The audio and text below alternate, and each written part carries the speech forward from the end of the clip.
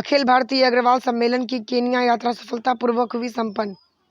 अखिल भारतीय अग्रवाल सम्मेलन की मुंबई महानगर इकाई ने हाल ही में केन्या का एक विशेष दौरा किया, जिसका उद्देश्य वैश्विक स्तर पर अग्रवाल समुदाय के बीच आपसी समन्वय, सहयोग तथा सांस्कृतिक आदान प्रदान को सुदृढ़ करना था।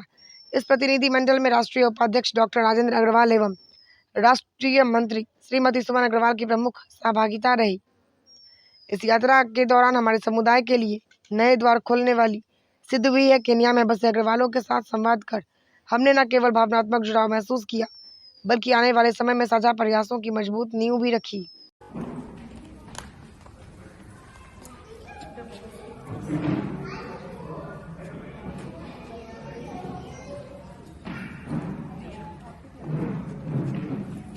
ताली के साथ स्वागत किया जाए।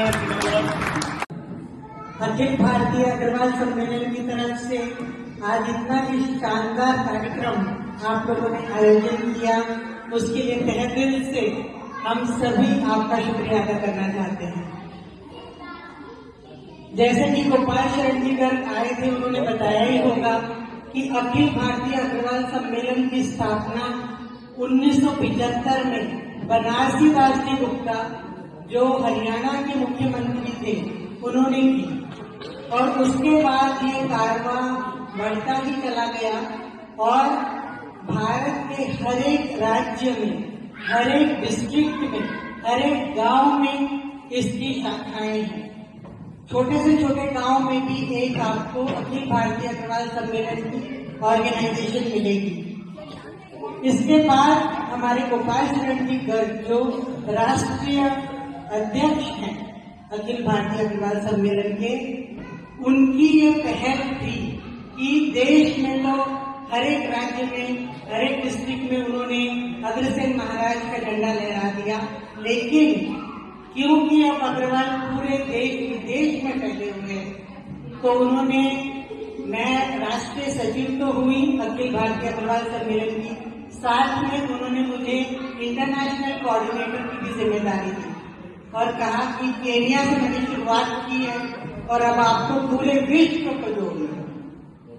तो हमारी यही कोशिश रहेगी कि जितने भी हमारे भाई बंधु हैं, अमेरिका में हो, ऑस्ट्रेलिया में हो, न्यूजीलैंड में हो, आप सब भी उनके कॉन्टैक्ट नंबर्स अगर हमें देते जाएंगे तो हम पूरे विश्व में अखिल भारतीय अग्रवाल सम्मेलन का जो झंडा है वो फहराएंगे और सभी अग्रवाल भाई बंधु एक दूसरे की मदद कर पाएंगे।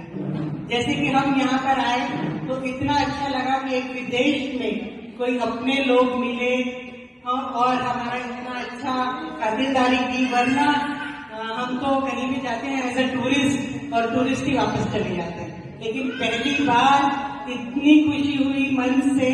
हम सभी लोग इसकी चर्चा कर रहे हैं कि इतनी खुशी हुई कि उसका हम यहाँ पर एक्सप्लेन नहीं कर पाए। और सबको जोड़ने का सिर्फ मन को खुशी मिलती है, ये तो है ही, लेकिन कम से कम दो मकसद और हैं जिसको मैं यहाँ पर बताना चाहूंगी। एक तो ये कि हम किस तरह से बिजनेस में या जॉब्स में एक दूसरे की मदद कर सकते हैं, क्योंकि यहाँ पर कोई मैन्युफैक्चरर्स हैं, कोई एक्सपोर्टर्स हैं, इंपोर्टर्स हैं, बिजनेसमैन हैं, चार्टर्ड अकाउंटेंट्स हैं, प्रोफेशनल्स हैं। तो अगर आपको बेहतर अपॉर्चुनिटी कहीं जॉब की और मिल रही है, तो if we are all connected throughout the world, you can get better opportunities anywhere in the world. So that is one focus point which we have for all these gatherings. कि और business में हम एक दूसरे की मदद कर सकते हैं, किस तरह से हम बिजनेस को बढ़ा सकते हैं। अगर इंडिया के कोई मैन्युफैक्चरर्स हैं तो यहाँ पर किस तरह से एक्सपोर्ट किया जा सकता है, इंपोर्ट किया जा सकता है। यहाँ से, जैसे यहाँ कॉफी का प्रोडक्शन है, टी का प्रोडक्शन है, तो किस तरह से आप यहाँ से कोई बिजनेस शुरू कर सकते हैं with our Indian counterparts. तो वो एक मकसद है जिसके ऊपर आप गौर कर सकते हैं। और दूसरी बात मैं यहाँ कहना चाहूंगी कि क्योंकि अफ्रीका में इतना medical facilities compare to India थोड़ा कम है। तो हम लोगों ने युगांडा में 100 बच्चों की हार्ट सर्जरीज करवाई थी।